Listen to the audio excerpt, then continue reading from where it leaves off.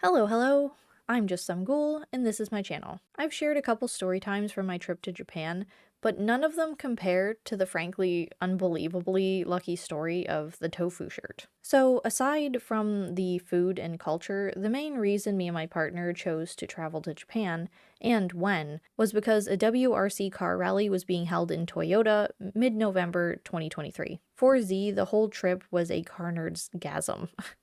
He went to lots of car museums and places associated with Initial D. I, on the other hand, am wholly disinterested in cars myself, and I was just happy that he was having a good time. So anyway, at the Toy Doll and Car Museum, where he posed with many an old and Initial D replicant cars, he bought himself a Fujiwara tofu shirt. We were both pretty selective in what we bought to take home with us, and he wanted something to remember all the car stuff by. We had to move hotels a fair bit, but as I explained in another video, we mostly stayed in APA hotels due to availability and accessibility. The last few days we had in Japan, we went from one APA hotel to another, and then on our final day, we'd booked a stay with Suki in advance. Unfortunately, in the transfer from one APA to another, Z's white t-shirt got lost and left in among all the other plain white bedding. So he was understandably pretty sad about it. It's not that you can't get a similar Initial D shirt online,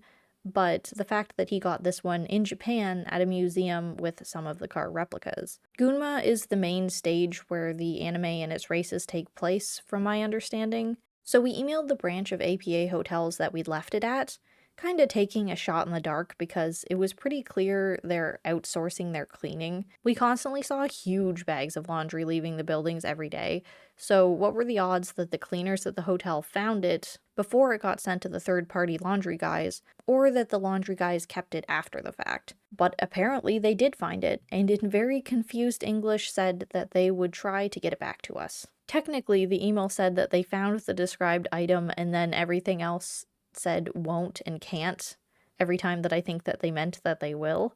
So obviously we needed a translator to help us navigate the situation. Z went to the front desk of the APA hotel that we were currently staying in, and thankfully they had a very fluent receptionist. He explained the situation to her, and she happily acted as mediator for the conversation to arrange for his shirt to be returned, although she gave him a funny look when he described the shirt as saying Fujiwara Tofu Shop. And Japanese people are so polite that she had to think over a way to ask him to pay upfront for the shipping cost of the same-day delivery. Like, that would possibly be rude after how nice and accommodating this whole franchise has been to us. And it was like $6. The awkward thing is that shipping it from one APA hotel to the other one that we were staying at currently, we wouldn't still be in that room when it arrived, which was our last day in Japan.